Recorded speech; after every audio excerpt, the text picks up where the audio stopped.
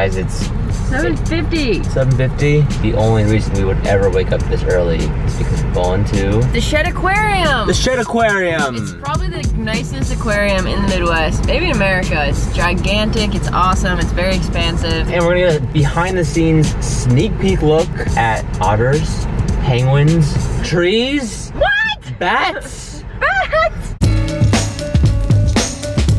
My name is Michael Pratt. I am a trainer with the Marine Mammal Department, and you guys are here to experience our trainer for a day. So people can actually have this experience as well. Absolutely. They throw on a pair of rubber boots just like you guys got on, and they follow a trainer around for about 4 hours, and they get to experience kind of the highlights of what we do every day. We also want to inspire people to work towards conservation, protecting these animals out in the wild. All right, let's do this. Yeah! Let's just get right to it.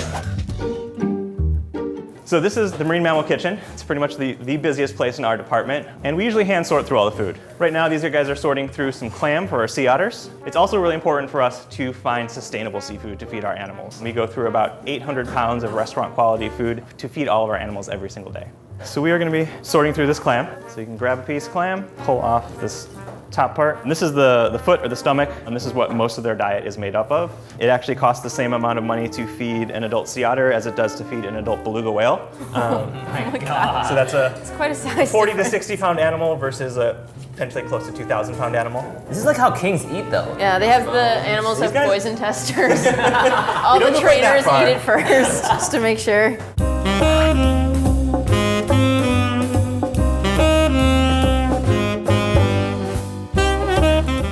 They're just looking at us like, who the hell are you losers?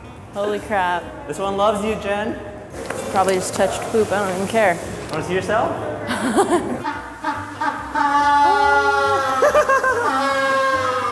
So the vocalizing, because there's a bunch of new people out here, they want to let themselves be known. They actually used penguin vocalizations to create some of the dinosaur noises in Jurassic Park. Cookie's a very important penguin here at Shed. She will be turning 30 years old this year. Cookie actually recently had cataract surgery. Oh my gosh. So do you hang out with these penguins every day? So I've been working with them for about 7.5 years. So I know them really well, they know me really well. We've got a good relationship. So one of the really important things for animals here at Shed is environmental enrichment, providing changes to their environment to keep them stimulated. These are some environmental enrichment devices, also known as toys. Just grab a couple of pieces of food, stick them in there. Ooh. So what we're gonna do is give these to Ellie, our youngest otter. Oh, hi. Oh my God. Nice. You want this, Ellie? Here you go. Oh, wow. So it keeps their minds active, you know, they gotta work to figure it out, the food's not just given to them. Some of the otters, it takes a little while for them to learn which way to push it, but she knows what to do. Where do these otters come from? Like, what are their stories? Well, here at Shed we have 5 sea otters, and 4 of them were directly rescued from the wild. They were orphaned or somehow separated from their mother. So one of the nice things about working with the animals here at Shed is it gives us the skills that we can use to help animals out in the wild. This is Luna and Mari. Oh my gosh. I would just hang out here all day if I worked here. Be like, I'm Otter Girl. Sea otters actually have the densest fur of any mammal because unlike most marine mammals, they don't have a thick layer of blubber to keep them warm. So they're relying on their coat. It's also one of the reasons that they eat so much food too, is because their metabolism runs so fast to keep up a high body temperature. These are some of the treats that we give the otters. It's just clam mixed up with water. We put it in some little molds and freeze it. Oh, they knew. She was Oh, yeah. like, I'm here. Absolutely. Hi. Just toss it in there. Just don't get your hands too close. There you go. They will start to stash them in a little pocket that they have under their forelimbs. They're really intelligent animals. They just have a really short attention span. They get bored really easily.